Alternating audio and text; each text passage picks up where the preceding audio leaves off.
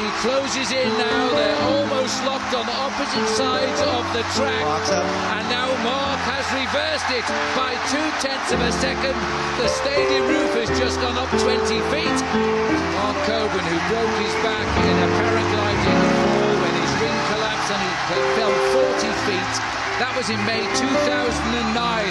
In August 2012, he is about to become a Paralympic gold medalist. Look at him fly. He's closing in rapidly, and he might just get on his slipstream as he comes off this banking into the finishing straight. He's 100 metres behind him as he lines up for the finish. The world record has just gone by, but he doesn't care. Oh my God, it hasn't! It hasn't! It's won! I'll have to work it out. It's about 11 hundredths of a second. He's got the world record again. What a way to win a gold medal.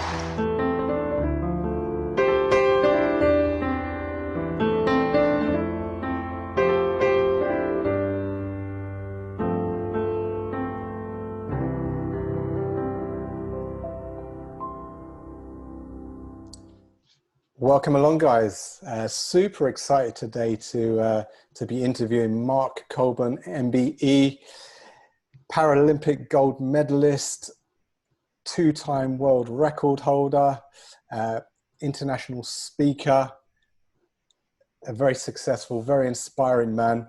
I've just kind of touched on some of his successes there, but what really inspired me is it wasn't always like that. There was certainly some challenges that Mark experienced on the journey to being as successful as he is today. Probably challenges is an understatement. I'll let Mark explain all. Good to have you here, Mark. I'll let you, say hi and introduce yourself. Tell us a bit about yourself, who you are, what you do, and then we'll find out a little bit more about your story as well. Yes, well, first and foremost, Ed, thank you ever so much for inviting me onto your interview, to your video. And I just want to first and foremost say thank you. Obviously, I always start every presentation, every interview, every broadcast with, gratitude. So, thank you. Thank you for inviting me on. And for your audience that's watching this, across, I suppose, the plethora of social media, Instagram, LinkedIn, Facebook, Twitter, hi. Welcome. Thanks for pressing play. And it's obviously great to have you here this afternoon. So great opening. Thank you very much for the introduction, Ed. It's a pleasure. And yes, my name is Mark Colbourne MBE. And yes, I am a former world and Paralympic cycling champion. Some people think that these Richard Burton dulcet tones are practice, but no, I'm a proud Welshman through and through, Fantastic. So, tell us a little bit about your backstory, Mark. Okay, so you're a gold medalist, Paralympic gold medalist. You broke 2 world records in the same event. In the same event, in the same day. In the same day. Yes, on the same day. Yes. So my background, for the audience, growing up in South Wales, normal family, working class. My dad worked in the steelworks. My mother was actually a school caretaker. So my mother tended to spend, sort of most of her life cleaning floors, cleaning desks, cleaning windows. Just a normal family, because I guess I was not born a world or Paralympic cycling champion. I wasn't. I was just born, Margaret's boy, I guess. Great upbringing in the 70s and the 80s, wonderful time of my life. Long summers, great friends, obviously probably too much chocolate, but that was a great time as a child, and I studied in comprehensive school and then went to college to study sports science, actually, because that was one of my passions, which was sport. Like you, Ed, I've always loved the feeling of movement. I love waking up, those endorphins, those natural chemicals that we have in our body that's there to call upon whenever you want them, and it's a great feeling. So all through my 20s, worked in South Wales as a senior accounts manager, and then into my 30s, I started racing triathlon. I was a keen rock climber as well. And then in May 2009, when as a paragliding pilot, which was one of the sports that I completely fell in love with. Unfortunately, flying above Swansea in the south, in the South Wales area above the Gower Peninsula, my canopy, just collapsed completely, just in the wrong place at the wrong time, 40 feet above the ground. Wow. Flying along at maybe 15, maybe 18 miles an hour. And as I turned at 90 degrees to face, the headwind, my canopy unfortunately just collapsed. So you can imagine, you haven't got to be a rocket science to imagine what was going to happen next. And and I literally came down feet first onto grass, probably from about 40 feet, obviously hit the floor. Unfortunately, didn't realize at the time that I'd broken my back. So I just thought that night, after being airlifted to the hospital, when I was told that news, I genuinely thought it was the end of my life. I really did. But the human body and the human mind is just an incredible machine. And after having then 6 titanium pins inserted into my spine to stabilize my fracture, 6 months in hospital, 12 months to walk again. So that's the short version, of course, but it just gives the audience an idea of where I've come from as an able-bodied person to literally then basically breaking my back that afternoon. And it was not the end of my life, thinking back now. It was probably just the start of a new life, Sure. So yeah, over that winter of 2009 into 2010, which is when I started cycling, albeit with a disability, So now you can see, like when I said challenges, why that word doesn't do you justice. So obviously quite an extreme journey you've been on, from having a serious life-threatening injury, breaking your back, serious accident, to going on to take gold at the London 2012 Paralympics. That is an incredible, talk about pick yourself up, dust yourself off and pick yourself up. Yeah. You make it sound so easy, Ed. No, that couldn't have been. I'm just highlighting the success of that journey, which it was phenomenal. Yeah. So one question I've got for you is, what was your why? This is one question I always love to find out, is because what was it that drove you? What was the why behind you going from the hospital bed to taking gold? Yeah, great question. Absolutely great question. I think, for the audience listening, the one thing that we all have to accept, every single person on the planet, young or old, irrespective of race, color, creed, size, wealth, it doesn't matter. The one thing we all have to accept is the value of time. And what I mean by that is, time is the only commodity that we can never buy back. And I remember when I was a child, I was about 10 or 11 years of age, and my father, pulled me to one side at the time and just explained about the process of life, that obviously, we're born, we live, and we pass on. And I said, what do you mean? He said, well, the most important part is in the middle, because remember that one day in the future, tomorrow will be your last day. And I just had that light bulb moment, Ed. I just thought to myself, oh my gosh, if I'm going to live a life of, gratitude, contribution, fun, all of the great things that I wanted to achieve, I better pull my finger out, because that time, that gap is just going to continue to get smaller and smaller as life goes on, So I got it. The penny dropped and I got it. So I started living a life of experiences, friendships, feelings, emotions, still worked hard to aspire for a nice house, a nice car, a nice watch, all the materialistic things that we tend to sort of, crave for when we're younger. But I guess I just wanted that life of fulfillment, because like my dad said, everything you work for in life, when you pass on, you hand it all back. Can't take it with you. You can't take it with you, you just borrow it. So when I then obviously had my accident and broke my back, that impact fueled me even more to live a life of even more contribution, more gratitude, more experiences. And then it's quite crazy how London 2012, which was 2.5 years away from after my accident, and I met a gentleman one day who asked me if I was training for the Paralympics, and I said no. Why the hell would I train for the Paralympics? Because, you know, I was sort of cycling regularly, albeit with a disability. And he said to me, I think you should. And that was it. The light bulb moment went off, and I thought, oh my gosh, I'm now disabled for life. I'm pretty good at cycling. I didn't know how good I was, but I was pretty good. I wonder if I can get to the Paralympics. I wonder if I can make it to the Paralympics. And my mother said to me, Mark, just come on, don't be so silly. Don't be so daft, go back to work. And my dad was like, Mark, come on, just go back to work, you know, put this crazy idea behind you. But like you know yourself, one of your mantras is taking action. And I said to my late father, I've got to do this. I've got to do this. With or without you, I've got to do it. And that's when I started taking action. So I found a great team of people to help me, support me, and then obviously make it into British Cycling to be part of the world-class cycling program.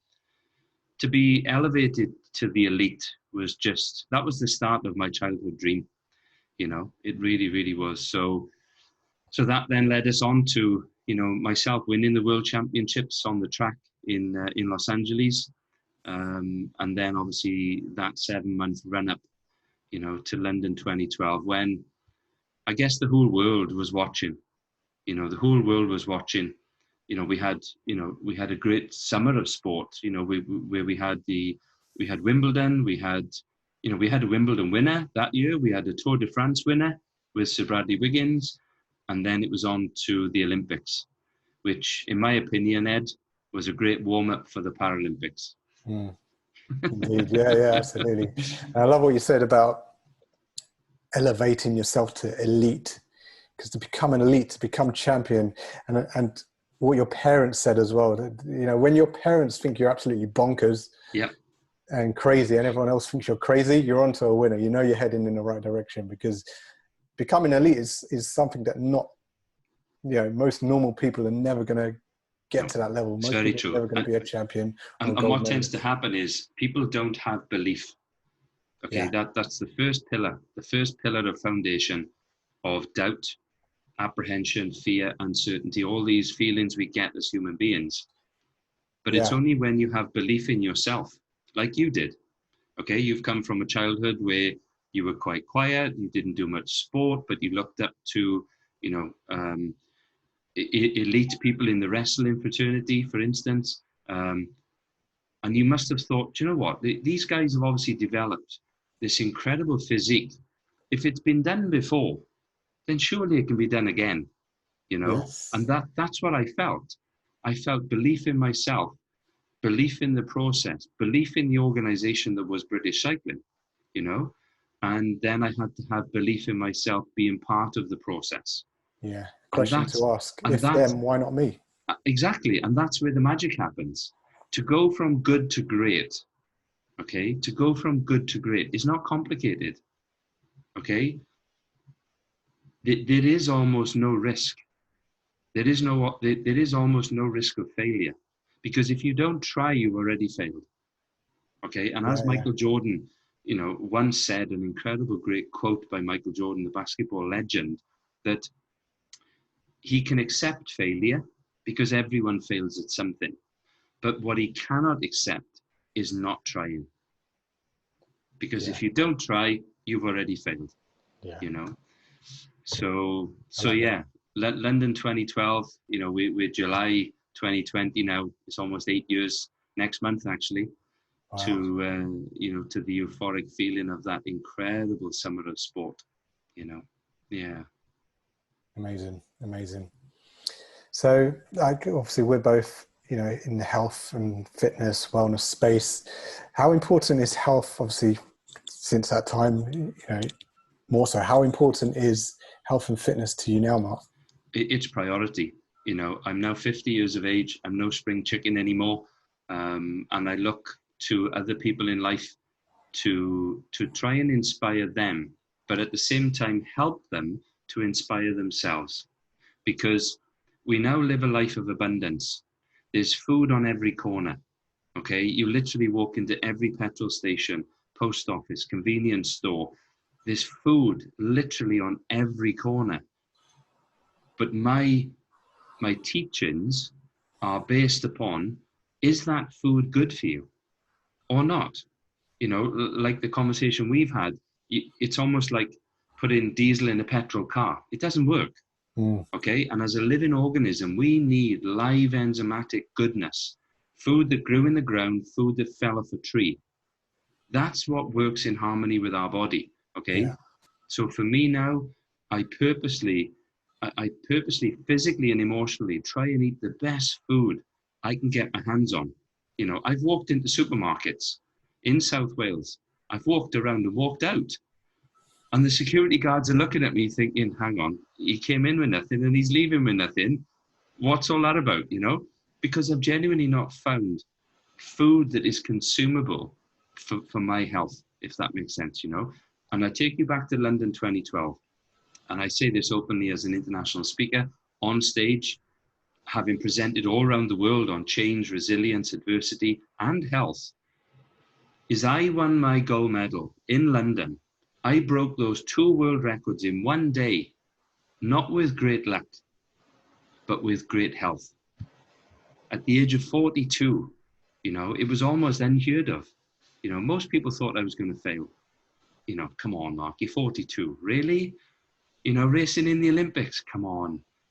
And I'm like, you need to know your stuff before you pass judgment. You know, so, but yeah, health is a priority for me, definitely, you know. 42, and you're like, no, I've got a broken back, mate. I thought my age is the least of my worries, and you did it with, you know. So. But the whole point around that for the audience, Ed, is when you want to achieve something great, okay, is there's normally 5 pillars to greatness, okay? Yeah. Find out who's done it before. So if you have a passion for something, whatever that passion is in life, find out who's done it before.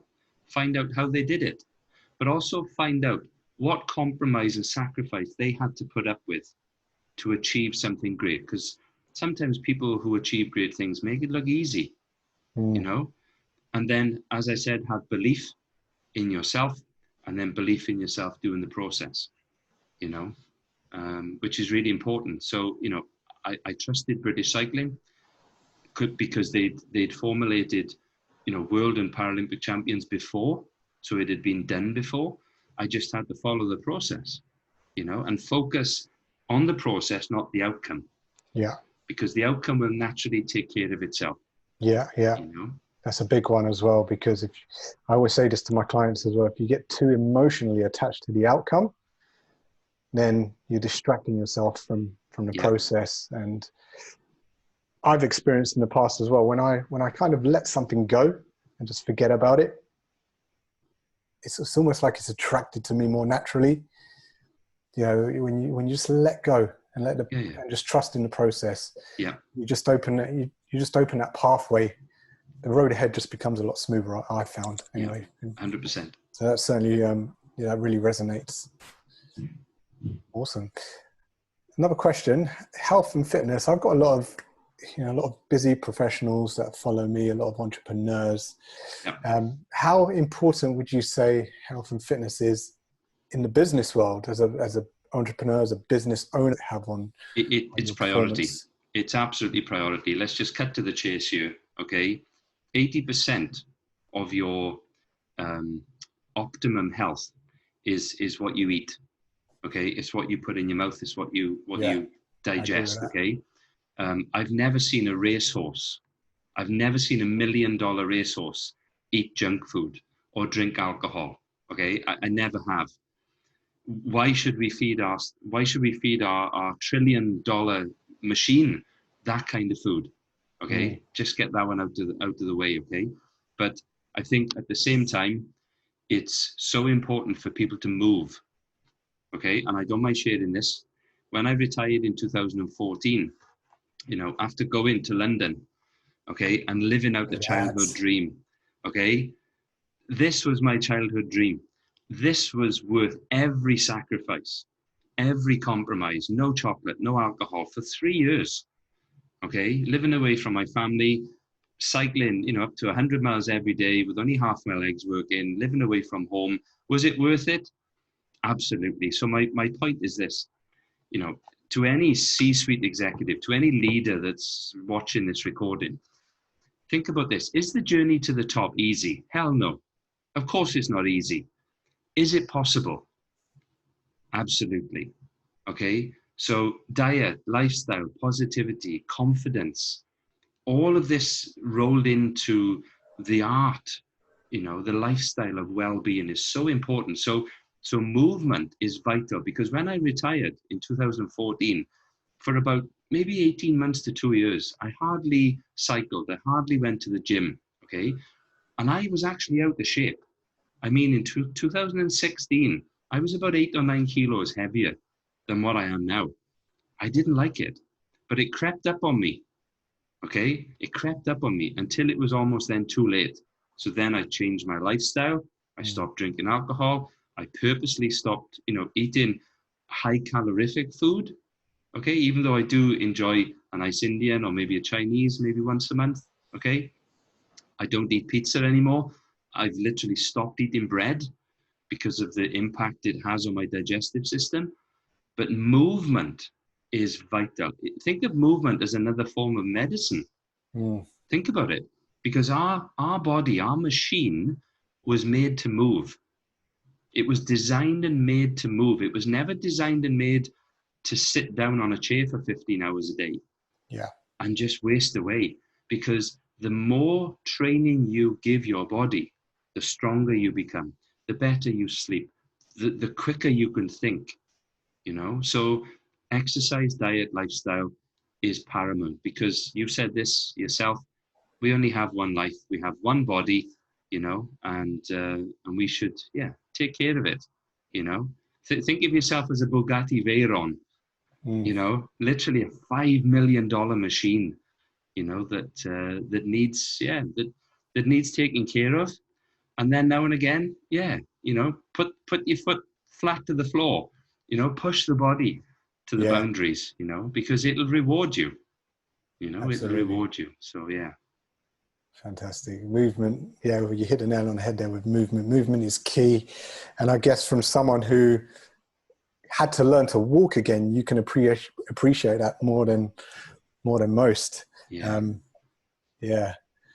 Mark, you've been an absolute inspiration. I love your story. When I met you back in, I think it was in January, and you shared that story for me, I was just, it's really kind of stuck with me ever since. And I'm so pleased to be able to have the privilege to interview you here today. Yeah, my pleasure. One last question. What would be your biggest takeaway to anyone listening, your core message, I guess? Sure. Yeah. I think it's important, and this is me speaking as a human being. Okay. This is not me, I suppose, promoting, being an international speaker, being a former world and Paralympic champion, somebody who's been awarded, the MBE by His Royal Highness Prince Charles. Let's put all that to one side. Okay. Let's just get down and dirty. Let's get serious here. That everybody's life is as important as the next person. Okay. And everybody, male and female, you are amazing and beautiful the way you are. Don't change for anybody. Okay. I'm still me. I'm still Margaret's boy. Okay. And it's important for people to understand two things. And this is just a bit of advice for free. Okay. Create your own legacy. Think about what you would like written on your headstone, because that day is going to turn up whenever it turns up. Okay. Hopefully it's a long life of prosperity for everybody watching this recording. But the most thing, or probably the most powerful thing to think about and remember, is don't change. Be who you are. Remove the mask of authenticity. Be authentic, and don't try and influence and I guess impress other people. Okay, because they might not necessarily like you anyway. But just be who you are. But be you, and be the best version of you. I love that. And I think when you are your true, authentic self, you know, you're going to attract the right people in your life, those who are meant to be, you know, those who you're meant to have a relationship with, whether it's, you know, social, more intimate, business. You will attract the right people in your life by just being you, taking off the mask. I love that. I love that analogy. Take off the mask. Yeah, definitely. Awesome. Thank you once again, Mark. How can tell us how we can reach you, how we can get in touch if anyone, you know, watching this wants to follow and connect with you? Yes, please do. You know, obviously as an international speaker, you know, as a coach, you know, I present all around the world, obviously presenting a lot online at the moment with obviously the pandemic that's been going on. But please, you know, please welcome me into your world. I'm happy to help and happy to serve you. So if you want to get in touch, please do. Please visit markcolbourne.com. You know, obviously we've got a team, you know, to answer any questions. Twitter, same again, you know, at Mark Colbourne, and obviously Facebook and Instagram as well. So yeah, please feel free to get in touch. I'd love to hear about your troubles, your problems, because I'm quite sure that between, you know, myself and Ed, we can obviously provide some solutions to help you out, you know. Absolutely. Thank you so much, Mark. As I say, you're a true inspiration, a true champion. Thanks for sharing the gold medal on the interview as well. Really appreciate that. My pleasure, and good luck, everybody. Thank you so much. Thanks, Ed. Take care, my friend. Cheers, Mark.